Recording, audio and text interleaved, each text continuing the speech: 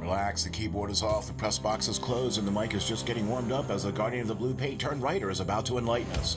The show where the writer is fresh off the presses and the ink is not dry. For this week's show, we welcome the Great Len Redkoles Photographer from the NHL Images Flyers. Welcome to the Hockey Writers Inc. Join Lance and Steel as we bring you all the latest on the Flyers.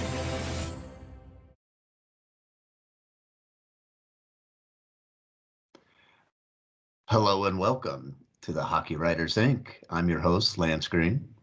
And I'm your co-host, SteelFlyers, and holy smackers, folks. Look what we got sitting in.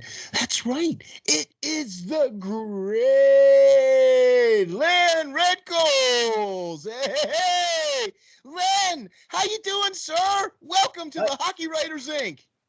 Nice to be here. Thank you for inviting me tonight, guys.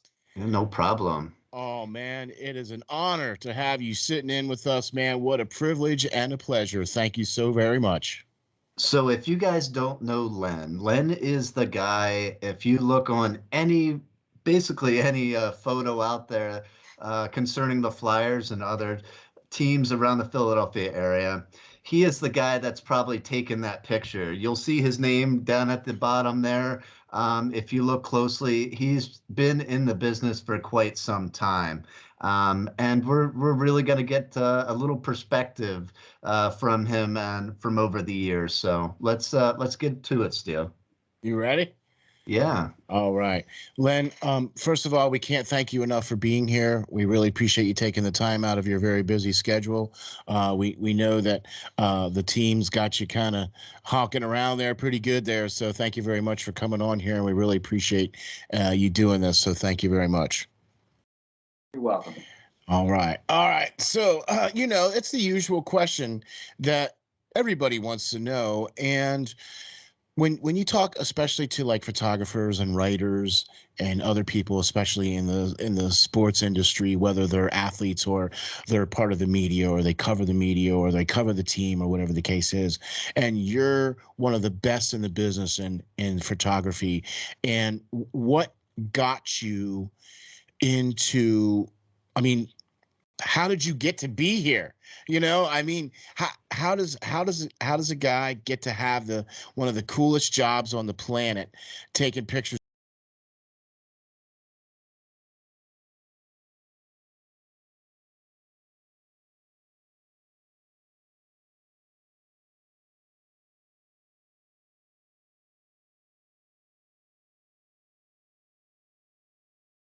of the Flyers all day long? I mean, I would kill to have that job. I don't know about you, Lance.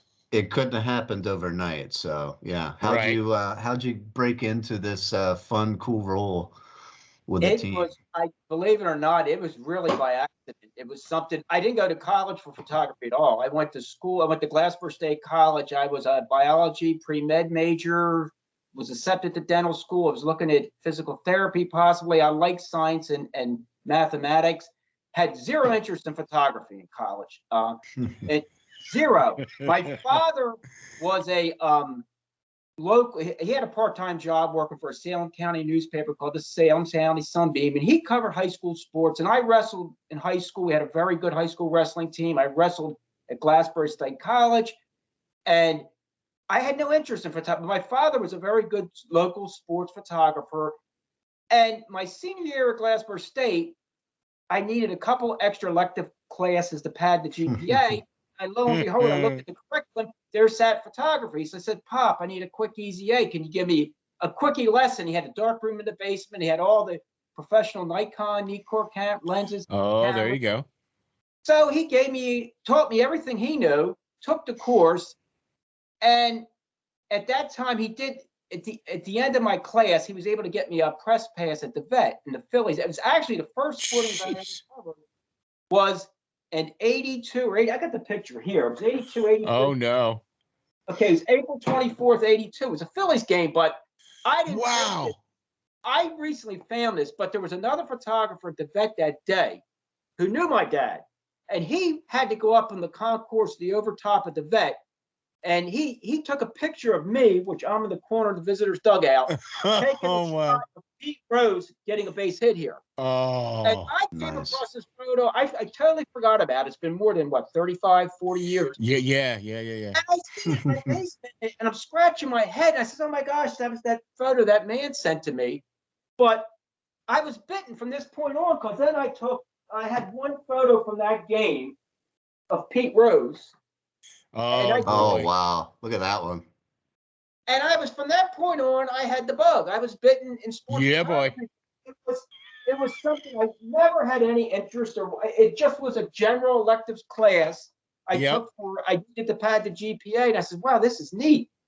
But it really hasn't been a full-time. I mean, I kind of worked two jobs, because I worked my full career for a lot of years with DuPont. I worked in research and development in Wilmington, and a lot of us have two jobs. I mean, Drew, I don't know if you know Drew Hallowell. He's the Philadelphia Eagles team photographer. He's a full-time paramedic in the city of Philadelphia. So it's a tough profession to make a full-time living and livelihood. I tell that to a lot of young people today. I mean, have a backup, have something else, but there are a handful that do it and do it very successfully. But for me, the easier route was I just had a full-time day job and fit this, but it snowballed over a period of time with the Flyers, because if I had to, in 1987, to pay the rent, the mortgage, on what I was making, I never would have been the team photographer today. Yeah. You know what I'm saying? Because I was there for a number of years, because after I started going to the games in 83, 85, me and my father, because I did wedding photography after I got out of college. There was a fella that my dad knew. So I was learning photography on the outside. I did studio work, weddings, a lot of weddings in the area. Then I would go to the Flyers game. My father, we sat very close to the row 1, row 2. And I took tons of photos and pictures from 83 to 87. And in the winter of 87, I met Roger Gottlieb, who was the team's PR director at that time. And he really liked what I was doing, but I explained to him at the time, I'm not a full-time, but I do weddings professionally. I do other studio work professionally, but I enjoy sports photography. And he says, I'd like to introduce you to someone. The fellow's name was Bruce Bennett. And Bruce Bennett is one of the most famous NHL photographers that ever did this. I mean, any of us like me today are doing what we're doing is because of Bruce, okay? For sure, yeah. And Roger introduced him because at that time, Bruce had the team contract. And in those days, to shoot high quality NHL or NBA work, you needed strobe lighting equipment, because the indoor available light, the spectrum in the arenas were horrific. They were all and too far away. Yeah, and so Roger introduced me to Bruce, and Bruce was nice enough to agree, okay, certain nights he wasn't coming down from Long Island, because he lived in Long Island. He was the Islander team photographer, Rangers, Devils. I even think he held the contract with the Florida Panthers. He held a lot of NHL contracts in the late 80s, early 90s, prior to the early 2000s. Okay. And so that's how it kind of started. It snowballed. So there were a handful of games through the year when Bruce wasn't down, and I would shoot the strobe lighting equipment. And back then, the high end, it was like high resolution today, but you shot 100 ASA slide film, mainly Fujichrome 100. And everything was done on slides, and that was your high resolution, or your big megapixel type image back then.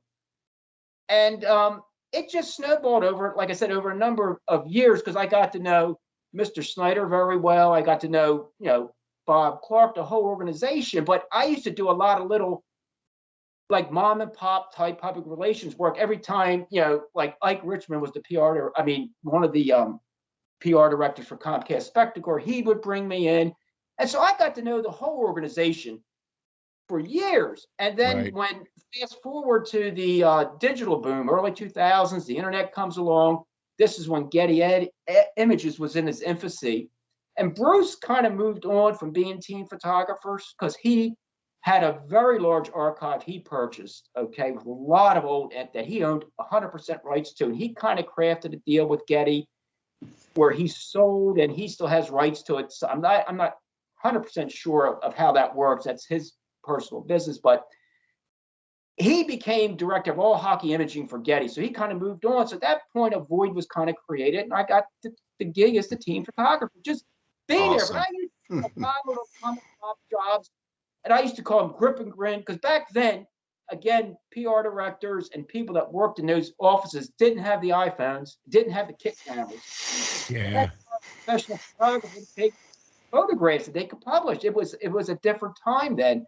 So Right. that era kind of enabled me to make contacts, to get to know the whole organization, and everyone there liked me. So basically, when the opportunity came, it just who we're going to get to fill the void. It was Len, and that's how I got it. Yeah. Well, there you go. Lucked in that role. Well, I'll tell you what, we couldn't apply for. I tell that to a lot of Yeah. people. It's not listed on the internet. Apply job here or nothing. But that's why I said the way I kind of crafted. I had a full-time job on the outside that supported my hobby and passion is what it was.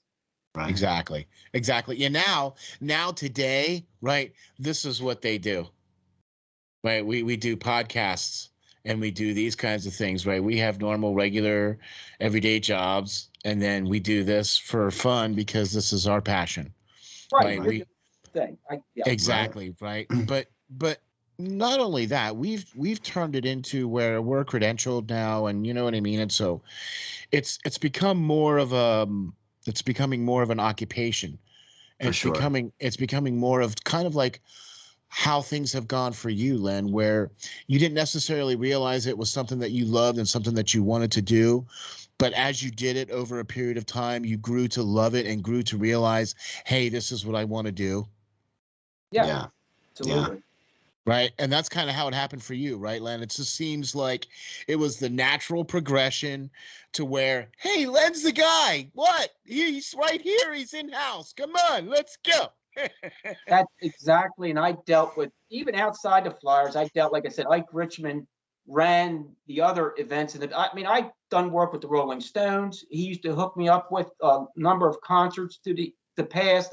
Different entertainers. Events that went on at the Wells Fargo Center. Back then it was the First Union, and it was the Ford State Center. And oh gosh. So I've done all types of work there besides the Flyers, throughout the years. I was the team photographer for the Philadelphia Wings for a lot of years. Oh, cool. I even picked up for a few years the Philadelphia Charge. It was I think, first female soccer team in the area, professional soccer team in Villanova. And I was their team photographer. And I did work with Bruce Bennett and his organization throughout the years before he kind of moved on to Getty Images. So I did work in his group a bit. So, there's other things that branched out from it. Wow. So cool. So all in all, though, you've put together a rather nice little niche for yourself there, as far as carving out exactly what you get to do here for the Philadelphia Flyers, and I think that's amazing. And what we would like to know is this, okay? And we kind of ask this question, and everybody's like, okay, great. What is one of your most memorable pictures that you've ever taken? Okay, there's a few, but I figured. There's a lot to choose from there. Isn't a Flyer photograph, but it's a hockey image. Okay. And it happened at the 1992 All-Star Game in Philadelphia.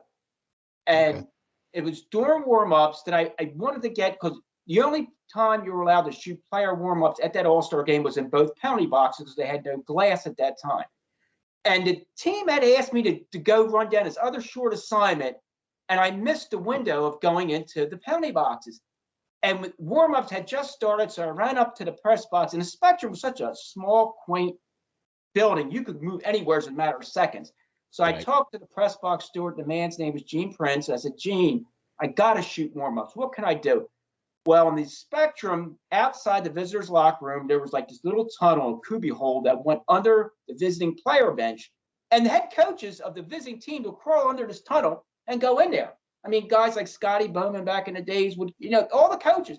Gene says, you know where that tunnel is, just go to the visitors' bench and you go shoot warm-ups. I said, great. So I did that. I get out there. Lo and behold, here comes Wayne Gretzky skating up to me. And he says, look, and I'm standing there, and I'm like, okay. And all the other photographers, Bruce Bennett, everyone, the newspapers, were all in the pound, and all the players were told to go to the pound. For some reason, Gretzky see me all by myself, and he goes, look, I'm going to bring Mario over here. and I'm going to take a picture of him crossing his sticks. Would you take it and send it to us?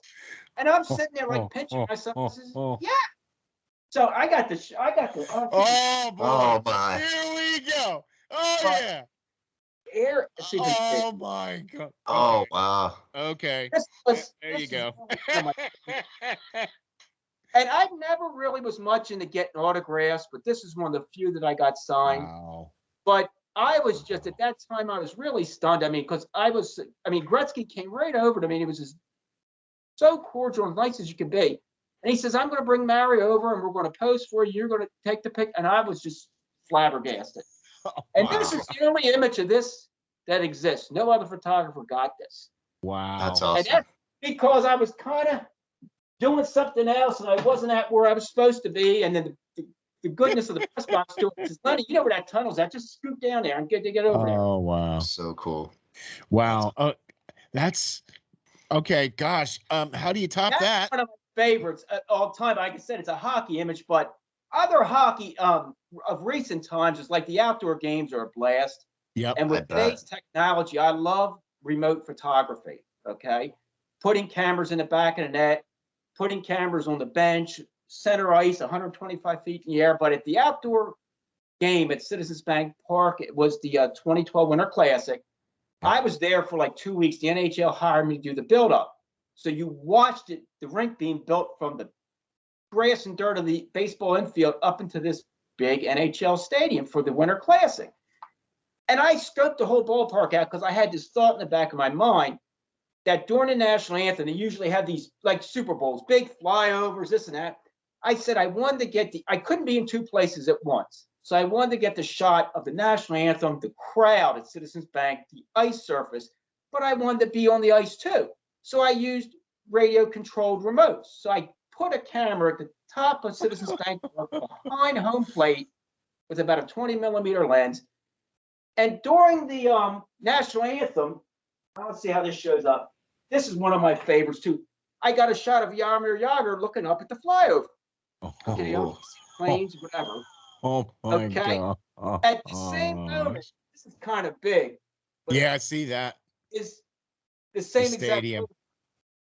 So if you could see, I mean, on the wide angle, that was at the top of the ballpark, wide angle. These are the same second these were taken. So I got Jagr looking up at the planes. Then you got the whole wide angle venue of Citizens Bank Park with the flyover. Oh my gosh. So neat. Wow. Good gravy. Today's imaging, I mean, this is some of my favorite stuff here with remote photography. Wow. To be able to be in two spots at the same time and capture the same images at two different, vantage points. That. Wow. Oh my gosh, man. Thank you. Wow. Like this is stuff that, Yeah. we are so privileged that we get to see this stuff. Thank you so very much. I mean, seriously, how many people do you know? I mean, you're the only guy that has a picture of Wayne Gretzky crossing sticks with Mario Lemieux, right? Now, another question? Sure. So I know you were saying, a lot of the new technology today and the digital setups and stuff like you did with the picture behind you with the whole rink shot and the two different ones at the same time. It allows for so much more today with the digital shots, and you can immediately see what you got after you have taken the picture. But how does it compare to the days of old where you didn't know what you actually had until you maybe went down to that dark room and sat and waited to see that picture come out that you were hoping for? It seems to me as of a kind of a lost art nowadays for the technology that's so built in. You're absolutely correct, Darren. It's a lost art form because today it's almost, I don't want to say 100% foolproof, but with these cameras and everything, the digital cameras and the software and all the radio controlled, it's all, I don't want to say 100% foolproof, but back in like that picture of Gretzky, I knew I took it. I had the film in the camera, but I had to go home and develop it, and I had to make sure, you had to load your own film on these reels, and they were film reels, and had to make sure the film didn't touch, because if it touched and the two pieces of negatives touch and you put your chemical solution in there to process it, you lost negatives. You had to be it was a technique on how to roll film onto film reels, put them in a tank, and then you had to make your own recipe, because available light black and white was, I mean, some of it was really gorgeous back then, but there was a skill and technique of producing really good black and white imaging. And it was just, you didn't know until you processed it. So it's a lot. There's a lost art form there. Because there was had to be a lot of pressure, especially like Gretzky, Mario pick and stuff, especially with him wanting a copy of it. Yeah. Yeah. No pressure, huh? Yeah, didn't want to mess that one up. Like you probably had to like get bodyguards to carry that camera home after that shot, right? The only ones that kind of knew I had it were the other photographers in the box who missed out on it, really. But you knew. They only posed for me. They did not go over there and do that again. Right? Yeah, but see, you knew what picture was on that camera. So that's why I thought maybe you would hire the bodyguard, because you knew what was on that camera, right? Okay. Now that, and what's really been amazing is that we've seen the transition from your really great black and white work to your really great and progressive work that you've done with the radio controlled cameras and the digital age and everything. And so, and I know it's kind of, you feel it's a lost art and everything like that, but of today now, what is one of your favorite subjects to shoot today? It's, to be honest, it's like the outdoor games, the behind the scenes stuff. I mean, because the game action itself is always exciting, but there's just so much of it out there. But here's something from behind the scene. This is a rare pic. I don't know if you guys can see this, because my screen's a little, but this is like Claude Giroux sitting in the locker room. Hold it up a little bit more. Yeah, there we go. Oh yeah, wow. He's sitting in the locker room.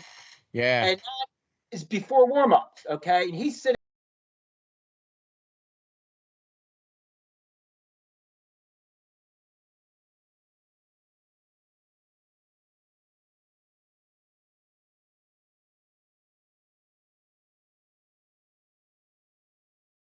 in there. The players line up on each side of the tunnel leading out to the locker room, to the players shoot to the bench.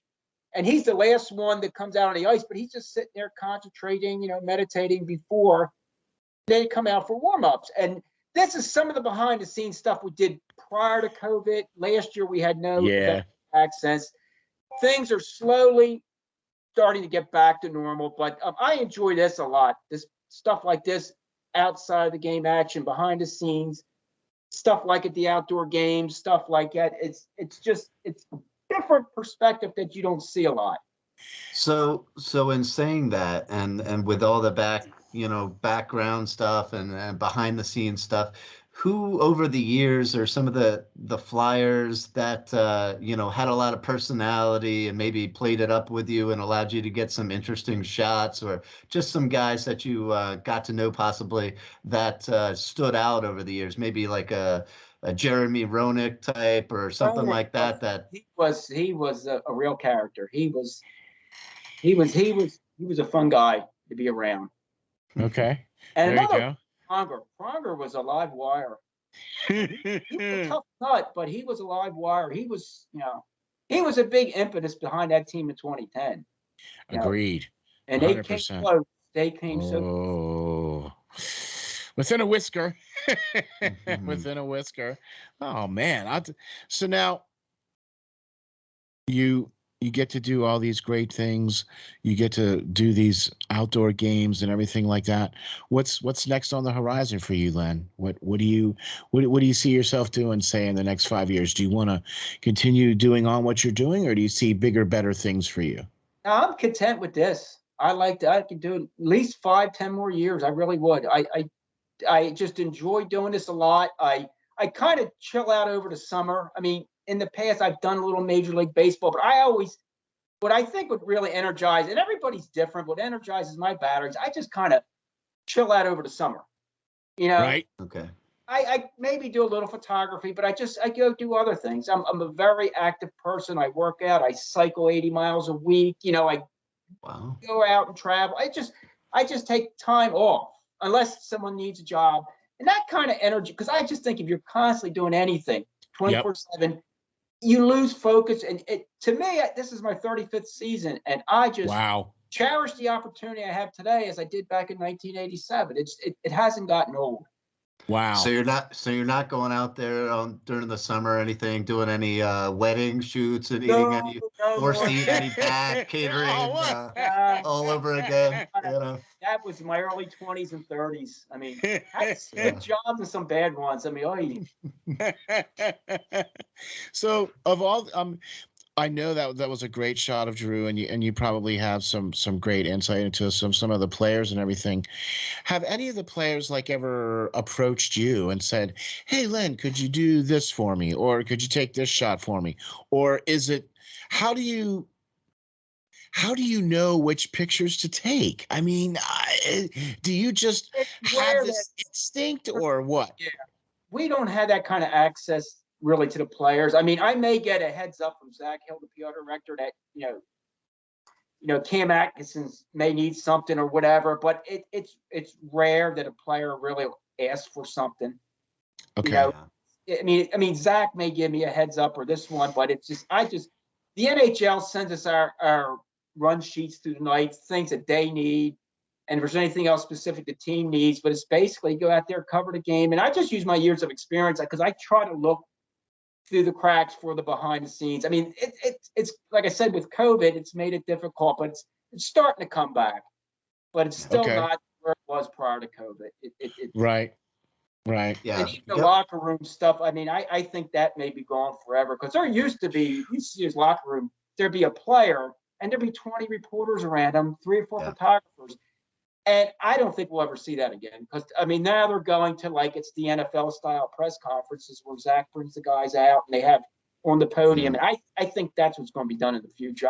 I would be surprised if they ever went back to the old locker room. That's just my opinion. Yeah, Len, I think you're probably right there, and sadly in that token because I know when I was able to go into the locker rooms and when all those guys were surrounding maybe the guy that scored the big goal of the night or something like that the previous night, I would always run around and talk to 3 or 4 or 5 other guys that I wanted to do a piece on, and it was so great to get that interview in, or possibly for you maybe a picture that you just could capture when nobody else was really looking for that one particular one and see. But I think too, I think it's gone by the wayside, and it's just what we're faced with nowadays. It was so much better back then, I think, when we could really get in and ask some questions or something that was just bugging us. And now it's, who's dictated to us, after the game. So sad to see that go. Hopefully it does come back. It's not just the Flyers. It's because I've been actually doing some Devil games this year because their team photographer's been under weather a little bit. And it's the same thing. It's the same thing about the whole league. So it's Yeah. not Yeah. just, Yeah, it's all Yeah. NHL regulations, I think, or, some teams want to kind of do some things different, but I think towards the beginning of the season, the NHL really came down and said, "This is what we, want to do, and and want you guys to do to protect the players and protect, them, all their products." So Can't really blame him for that, right? So, all right, Len, you've watched this team now for a very long time, and you've seen a number of good teams come and go for Philadelphia here, and so we would like to kind of know what's your take on the 2021 team.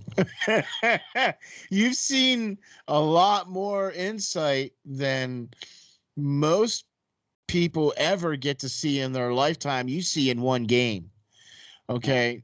So, I mean, kind of take us into some of that, bring us into some of that lens eye, so to speak. And what's some of the things that you think about for this team this year?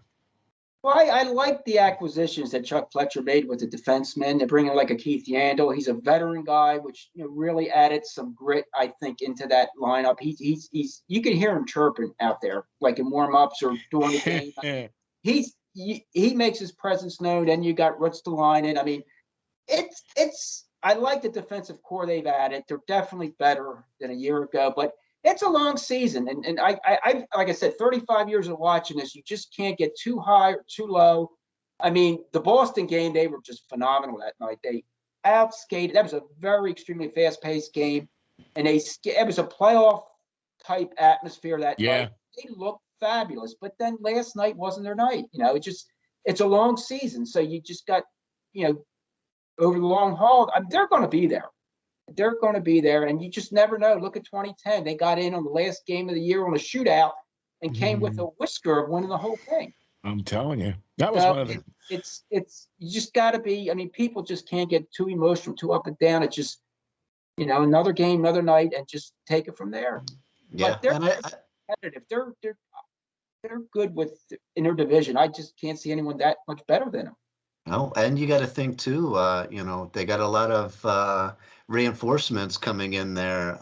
Like I said in one of my latest articles, a lot of big names still out of the lineup and due to come back. So Kevin Hayes, he's they're another big leader in that locker room, and so and he's a great personality.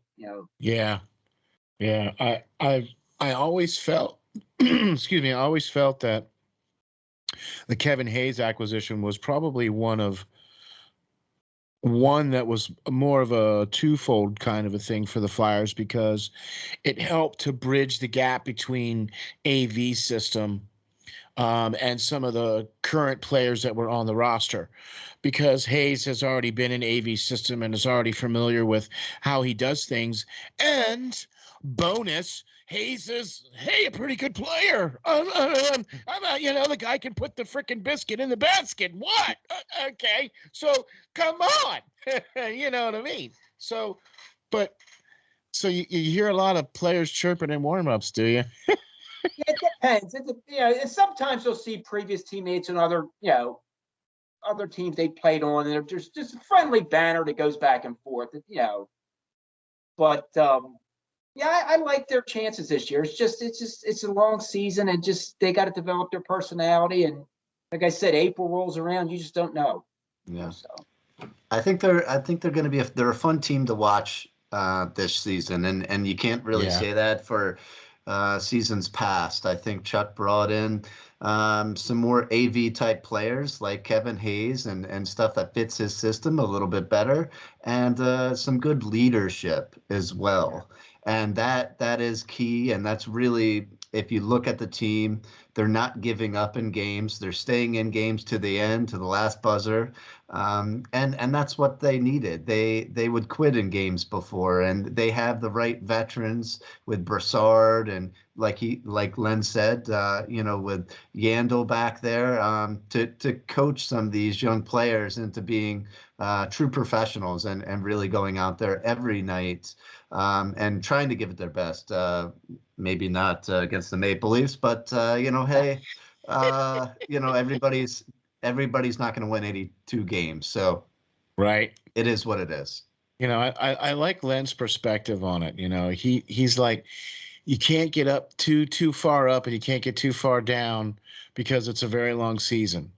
You know what I mean? And you find a lot of times that, and today, especially today, where fans are so much more educated, because they walk around with a personal computer all day long, and they can just get instant information whenever they need it. So Yeah. fans are a lot more educated than what they were, say, 10 years ago. Yeah. You know what I mean? And man, I'll tell you what, when you start talking about hockey to people, that's a passion, and we like to kind of corner that passion, because that's why we gave Lance the opportunity here, and you know what I mean. And so, Len, gosh, man, I don't even know what else to ask you anymore. Okay.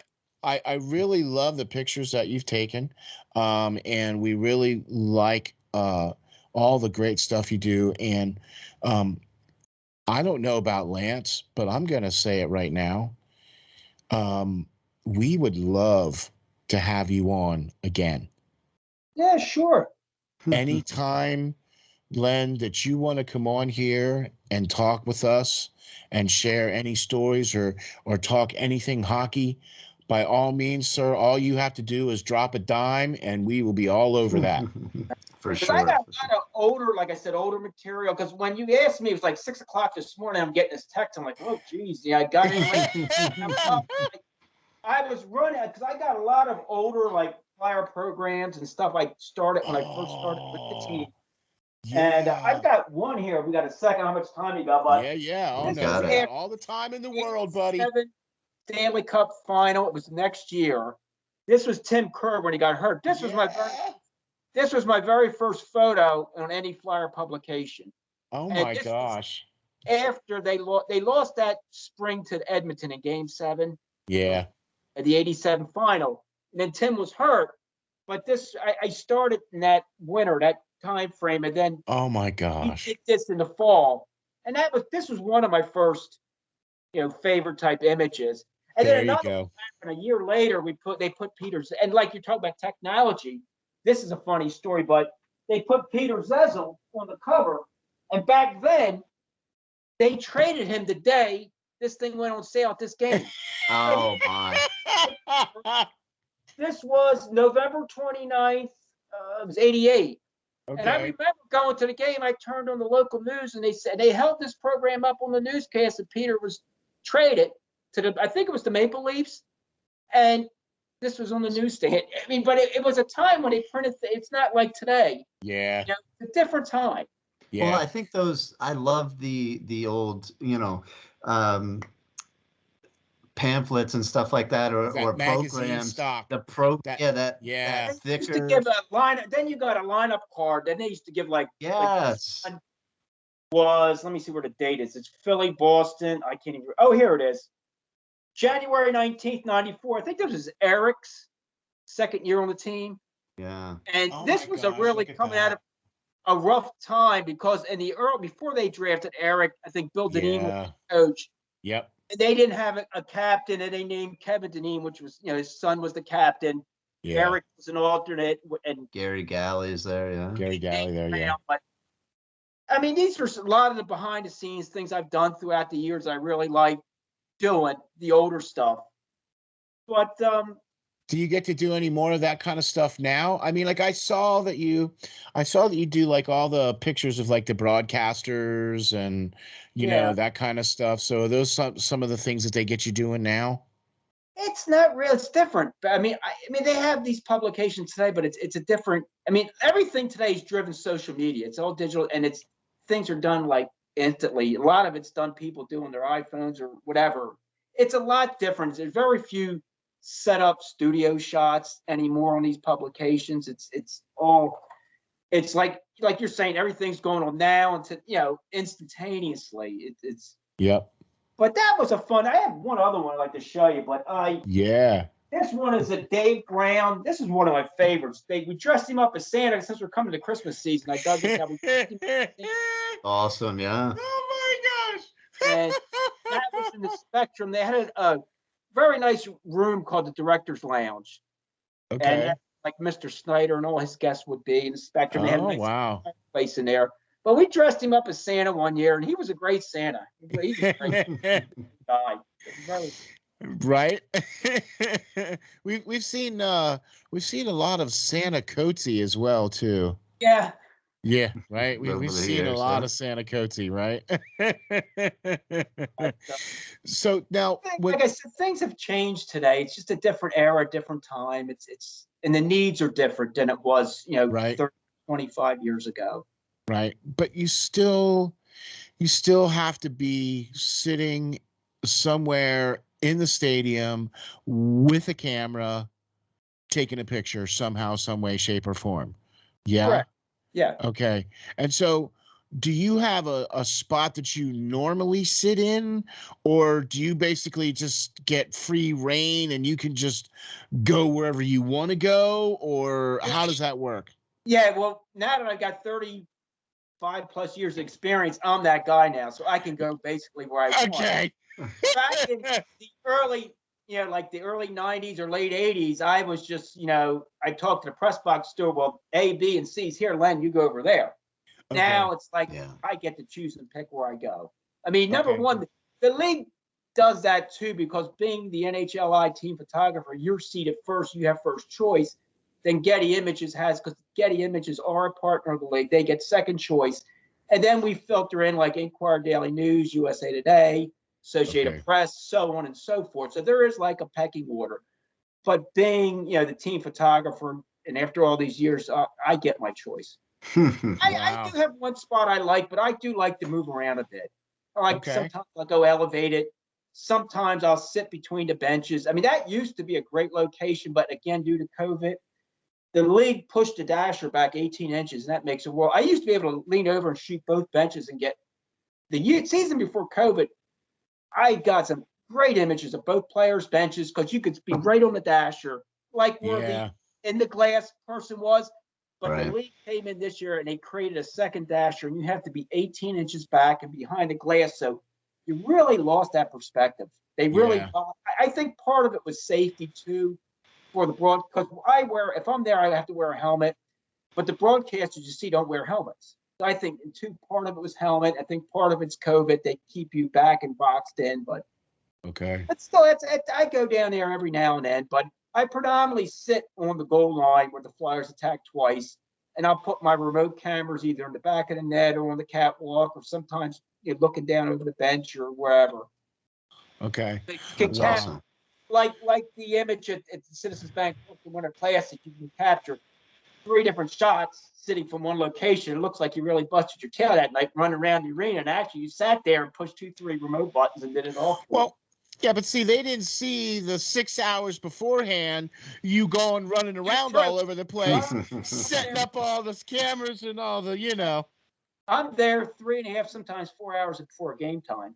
Wow. Going catwalk, getting remotes set up. I mean, I own the set of strobe lightings at the Wells Fargo Center, so I maintain that and have to take care of that. So there's a lot there, and they got me giving the photography meetings. We do have a new press box steward, and he's learning the job, but I'm doing a lot up there too. So there's, I've got to get there early and get things set up. Okay. Do you But have it's like? fun. It's a fun type of, business. Yeah, To enjoy it. It's I got you. I mean, when you're doing things that you love, it's not really work, correct. right? So now do you have a helper, a protege? Do you have somebody that is an apprentice or something? Yeah. I have an assistant editor. His name's, I give him a plug, Steve Kaplan. He's the best editor in the NHL. And the reason the league pays for editors now, because they need images up there as soon as possible. So he's constantly pulling my flashcards, getting images up pregame, warm-ups, during the intermission. So that's, he's my assistant and helper. He's a great job. Sweet Awesome. deal, man. Awesome. So, and his name is again? Steve Kaplan. He's the best All editor right. in the hockey league. There you go, Steve. We know he'll be watching, right? So. Oh my gosh, man, dude. I would love to see any other great, wonderful pictures you have to share by all means. But Len, I want to thank you very much for hopping on with us. I really, really, really appreciate all the great insight that you brought. And like I said, I would love to have you back anytime, sir. You would love to come on anytime. Sounds good, guys. Yeah. All right. First time I ever tried something like this, but this was just a lot of fun, and I really Yeah. enjoyed it. And I digging think out my older, photos, and like I said, I got an archive somewhere. I say this to myself: some days before it's all said and done, I really would love to come out with a high-res book with a lot of like a coffee table style book with I have a lot of behind-the-scenes stuff from the early days when I started Oh, with. wow. That that'd would be be a so great cool. idea. That would be a great idea. When you say, what do you want to do somewhere's down the road, I really would like to do that, So this summer together. sounds good. This summer Yeah. sounds good. Yeah,